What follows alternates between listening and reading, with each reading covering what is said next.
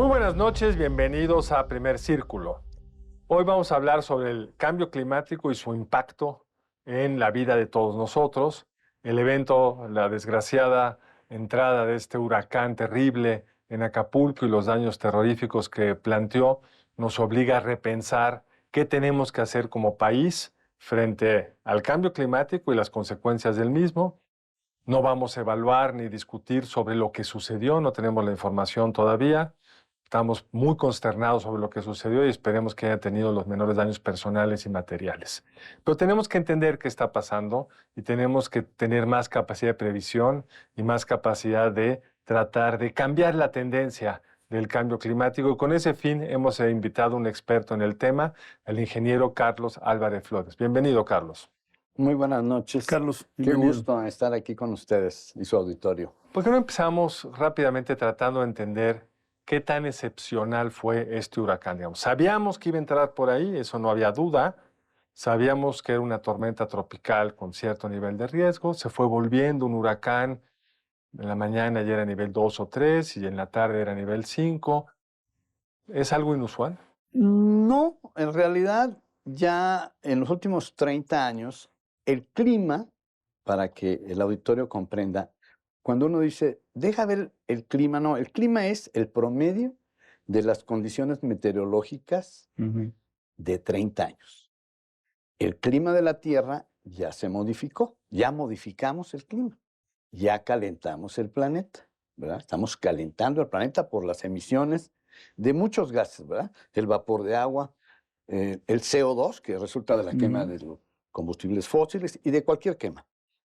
El metano, el famoso metano o gas natural, que también sale de la descomposición de la materia orgánica, las excretas, y los óxidos nitrosos, que están en todas las combustiones acompañando al CO2. Quememos lo que quememos, hay óxidos de nitrógeno. Y hay otros de ingeniería y gases refrigerantes, y el vapor de agua. Es muy importante el vapor de agua. Ahora bien, este julio, el julio pasado es el julio más caluroso de la historia moderna. Tenemos 270 años midiendo la temperatura y sabemos que ya calentamos el planeta. Cuando dices que es el julio más caliente de la historia moderna, ¿de qué incremento de la temperatura promedio estamos hablando? Así es.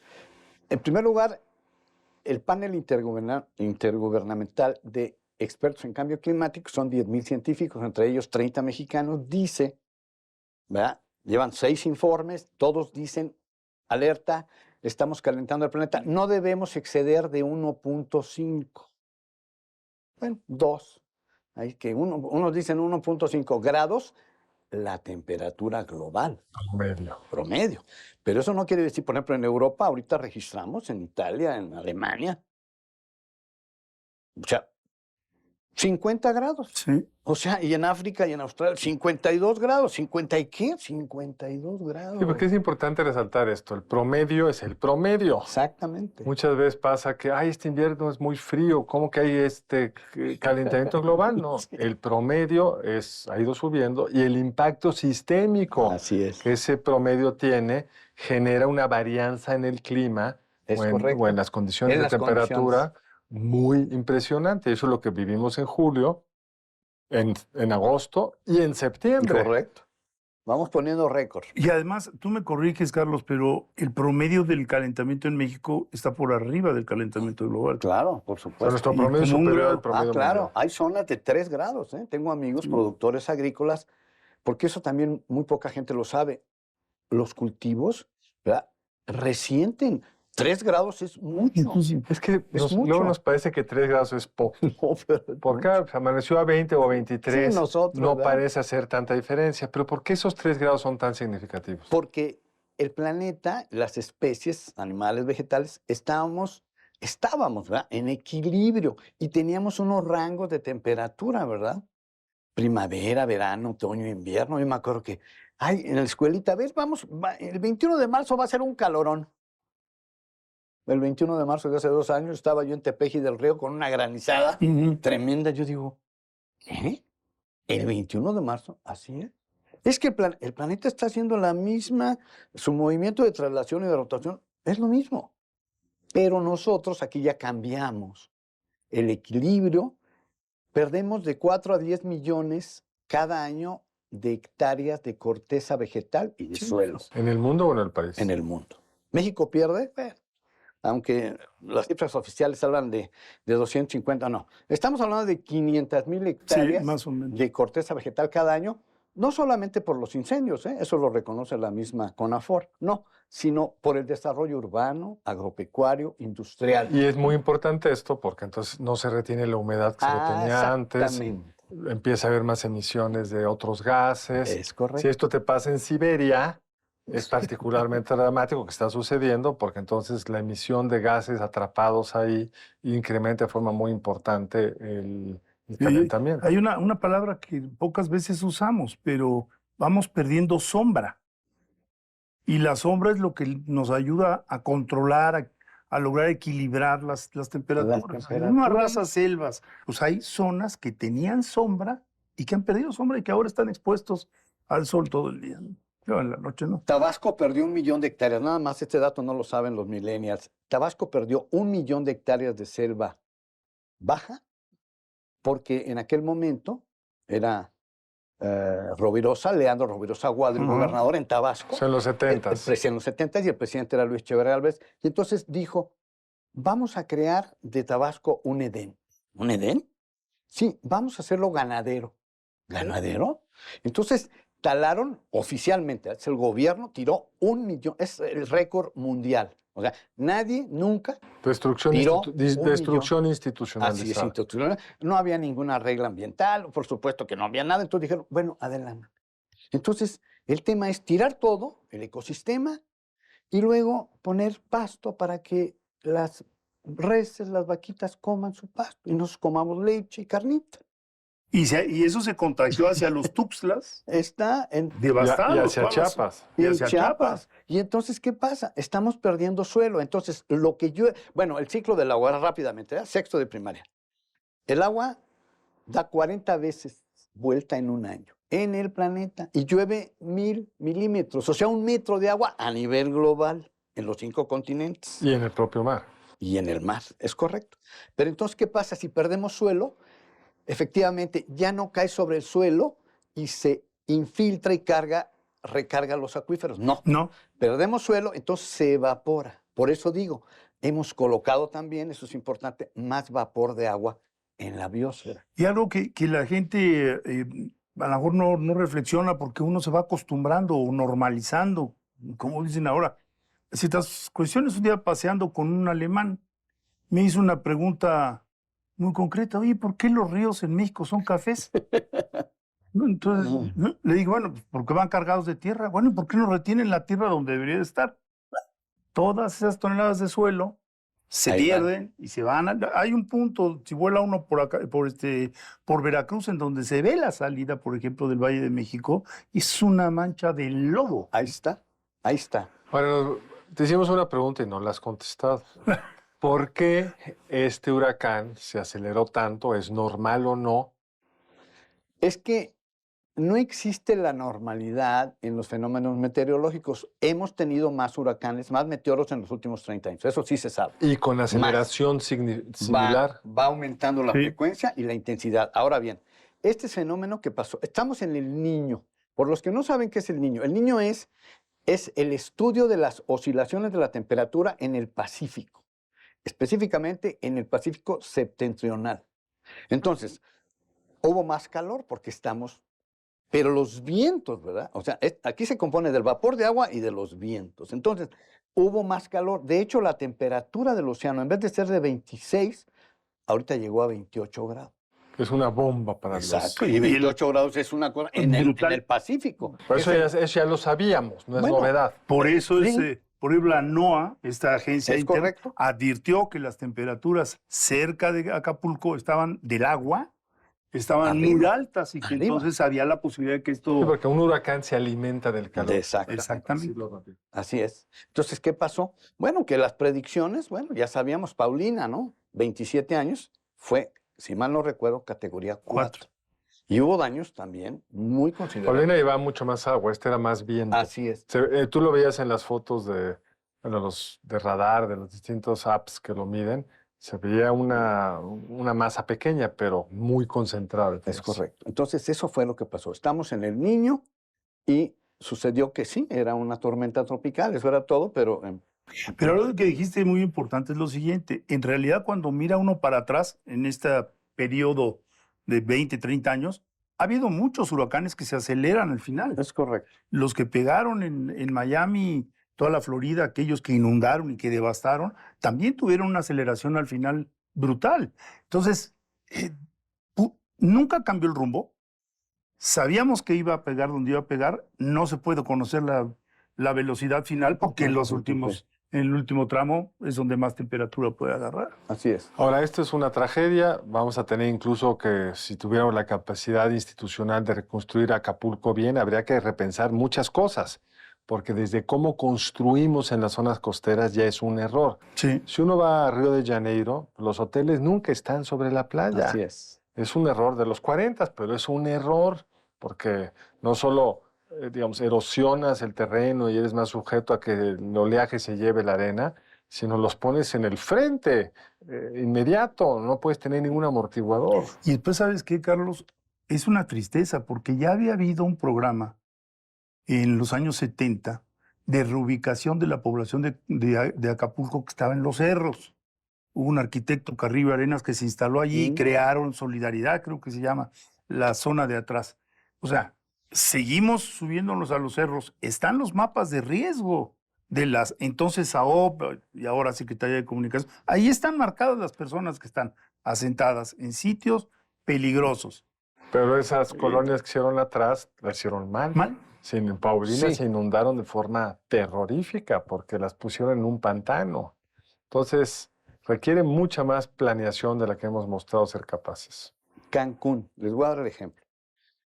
De la carretera costera, nada se debería haber construido hacia la playa. Sí. Nada. El primer plan de desarrollo urbano de aquella SEDUE, bueno, de aquella SAOP, así en ciudades medias, no sé si se acuerdan, Pedro Sí. Ramírez Vázquez, fue la primera expresión en aquella ley nacional de asentamientos humanos, que se llama. Bueno, los primeros planes de desarrollo, el primero decía que era de la carretera hacia la playa, nada. Conservar todo el manglar, toda esa vegetación y toda la actividad turística. Del hacia otro adentro. lado. ¿Qué pasó? Va uno ahorita allí a Playa del Carmen y el hotel, este Sí. último, no quiero decir el nombre, el nuevecito, ahí están, pegan las olas del, del mar, le pegan. Hay una franja, que es la zona federal marítimo terrestre, de 20 metros, del punto más alto en la marea, a donde no debe haber nada. Pues este hotel está... Es que esos hoteles luego llegaron a esos 20 metros, pero luego se llevaron la arena. Sí, La se fue falta de arena. mangle se la van Se llevando. fue la arena también. Digamos, un tema es lo inmediato, dónde construyes. El otro tema, son muchos, otro tema es qué hacemos como sociedad, como país, respecto a una responsabilidad mundial, que es disminuir los gases de efecto invernadero. Así ¿Por qué es. no entramos un poquito a eso? Nos estamos, digámoslo, portando bien, somos un ciudadano cumplidor de los acuerdos y necesidades que el mundo tiene. Entonces, ¿por qué no nos guarda la respuesta para el corte? Después del corte, estamos en un momento más aquí de regreso con Carlos Álvarez para discutir el cambio climático y sus impactos.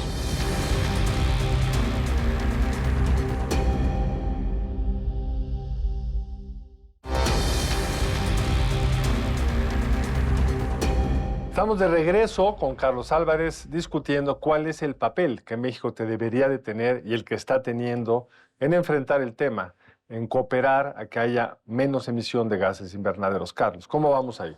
Yo digo que estamos en un analfabetismo climático. Pero no solamente México, debo ser justo. Especialmente México carece de esa educación, de esa comprensión.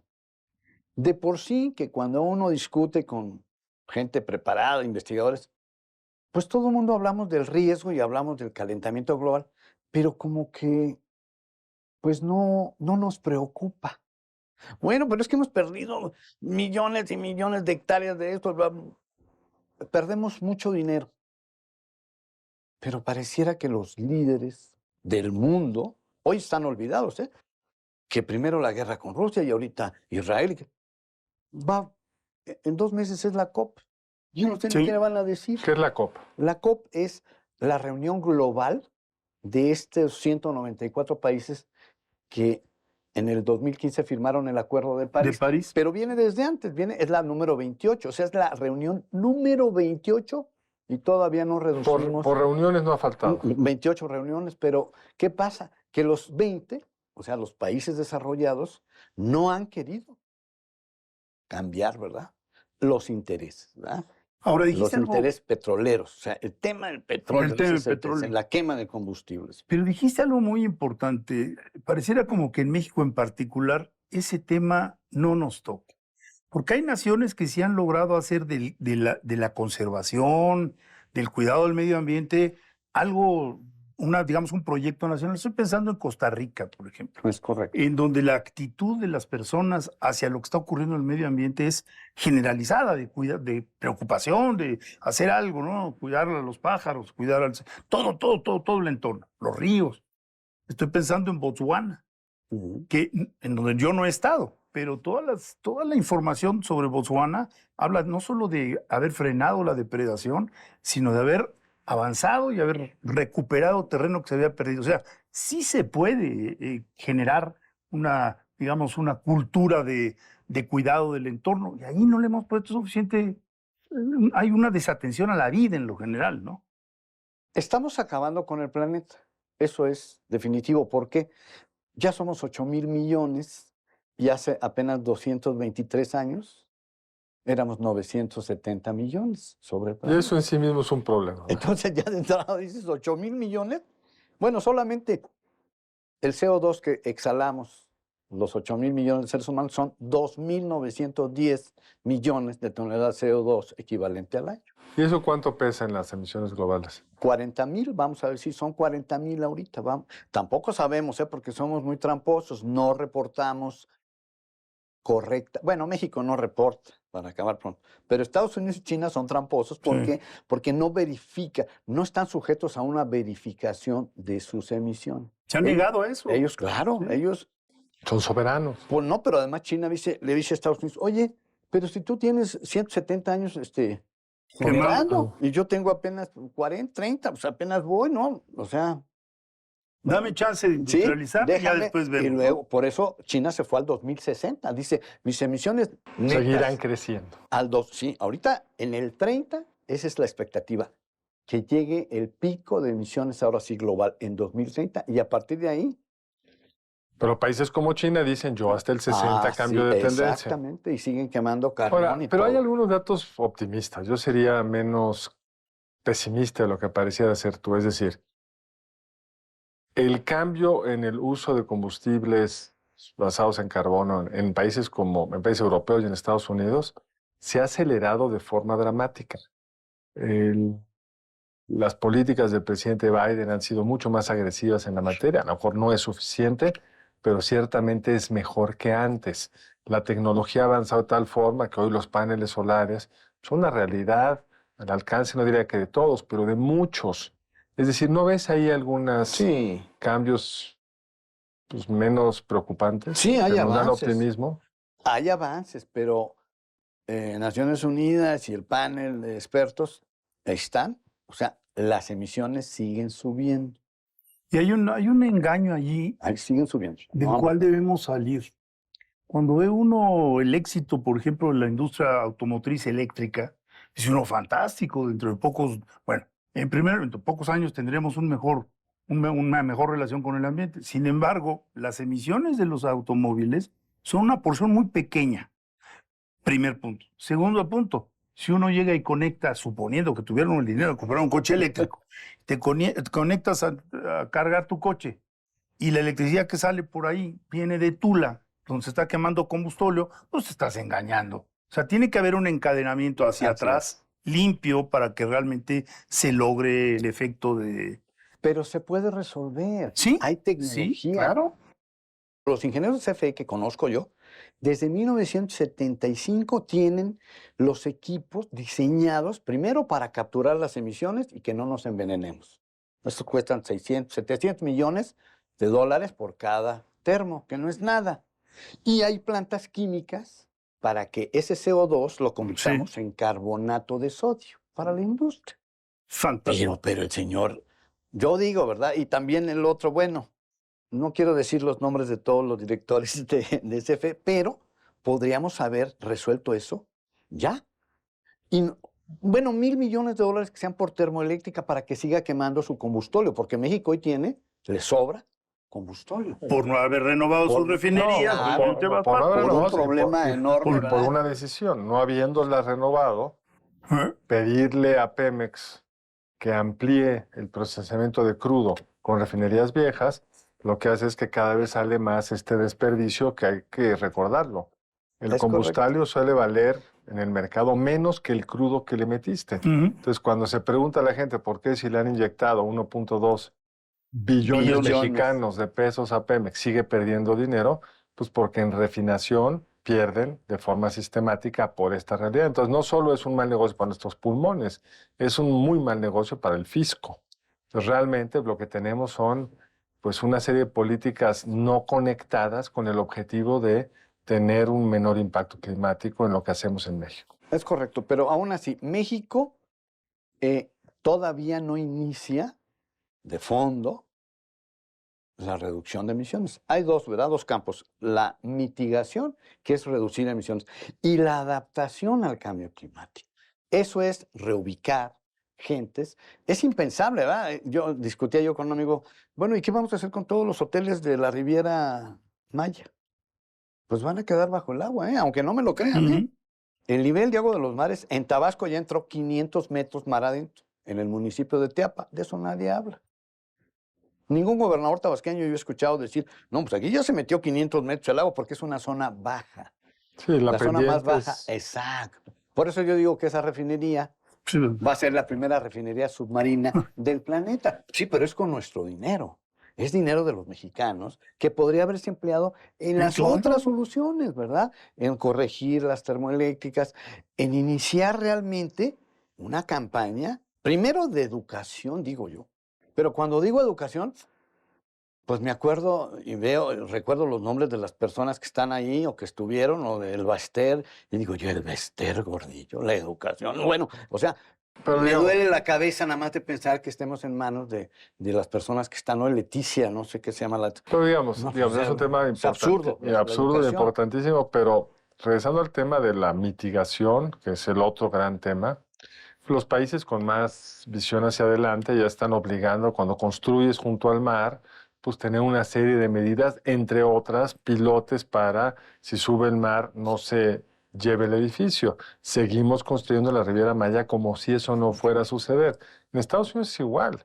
La cantidad claro. de gente que sigue construyendo en las zonas que sabemos que se van a acabar ahogando, y en parte ahí por un subsidio absurdo que tiene el gobierno de Estados Unidos, que es, les ayuda a pagar su seguro en caso de siniestro por huracán, porque si por la aseguradora fuera, pues te cobraría una prima tal que no te convendría, porque las aseguradoras sí calculan bien estos riesgos. Entonces sí tenemos una serie de políticas totalmente disfuncionales. Por ahí algunos países, por ejemplo, España padeció este año unas temperaturas también totalmente fuera de lo imaginable, ¿no? Si no están tomando algunas medidas, por ejemplo, paneles solares obligatorios en los estacionamientos al aire libre, lo cual no solo tiene el efecto de que puedes vender electricidad e introducirla al sistema, digamos, al sistema de distribución eléctrica, sino que enfrías. Enfrías los coches y enfrías El efecto sombra otra vez. el efecto sombra. La pintura de Tesla, este blanco cremita, pues es una pintura que está planeada para rechazar, para no guardar el calor calor. como un coche negro. Lo guarda, ¿no? O sea, hay muchas alternativas tecnológicas. Se pueden realmente, muchos hogares en México podrían ser autosustentables, pero necesitas algún tipo de financiamiento, de impulso, de No, recompensa. y de ¿no? diseño, para que eso Y de funcione. diseño. Habíamos diseñado un sistema eléctrico que iba a permitir una ampliación importante de las plantas fotovoltaicas. De hecho, se invirtió en ellas y algunas están desconectadas porque el gobierno no deja que se inyecten, como la ley lo prevé, que primero se inyectan las que causan menos daño, las que son ecológicamente más sustentables. Tenemos dos leyes, ¿verdad? Del 2015, la Ley de Transición Energética y la ley del 2012, la Ley General de Cambio Climático. En ambas leyes están propuestas esas soluciones. Nosotros ya teníamos que haber transitado al 2024, que ya estamos, el 35% de toda la energía eléctrica que se produzca y se consuma en México tiene que ser limpia o renovable. Y estamos ¿Y muy qué lejos. porcentaje andamos? No, pues no pasamos del 5%. Sí. Aunque los datos que nos dan no es cierto. Hablan de 20 y tantos los datos. No, de no la es cierto. CFE. No. O sea, bueno, otro tema que todo el mundo le tiene miedo a la energía nuclear. Pues sí, Fukushima y Chernobyl. Chernobyl, quién sabe, ¿no? Este fue un accidente en Japón. Ahora bien, tenemos Laguna Verde desde hace 40 años Sí. y que yo sepa, no hemos tenido ningún problema. Es que los residuos, no, por favor. Residuos la basura. O sea, generamos 44 millones de toneladas cada año. Eso es pero un problema. Sí, son un problema. Pero los residuos atómicos, por favor, es muy poco. Son pequeños, pero no los hemos sabido resolver. Bueno, por eso, Los pero tenemos que depósitos- ponerlos en algún lugar. Y nadie quiere que se los Pero allá pongan. afuera, ahorita, si viéramos cuántas toneladas hay de metales allá dando vuelta en órbita del planeta, son muchas Muchas. toneladas que están No- ahí ya. Nos falta un minuto. ¿Por dónde querría cerrar? Bueno, a mí lo más importante es que tengamos que aprender a comprender el cambio climático. ¿Cuáles de todas las acciones, que en realidad son todas, inciden De forma más en el importante. calentamiento global? Porque independientemente del momento y del gobierno y de la época que vive el mundo, vamos hacia el caos, ¿eh? Eso es, lo dicen las leyes de la termodinámica. Vamos a la entropía, al caos. Entonces, bueno, yo estoy pensando en mis hijos y en mis nietos. Nosotros, bueno, ustedes son más jóvenes, Tú no. pero mis nietos, ¿y mis nietos qué culpa? ¿Verdad? O sea, no es un tema menor, es un tema, yo digo que es el más grande, muy superior a los gobiernos. Pues sobre eso tendríamos que estarnos como sociedad enfocando. Ya tendremos otra oportunidad de conversar más sobre este tema. Con Muchas mucho gracias, gusto, Carlos. Muchas gracias. Y gracias, Carlos. Muchas Nos vemos la próxima emisión aquí en Primer Círculo. Buenas noches, nos vemos el lunes entrante aquí en Primer Círculo.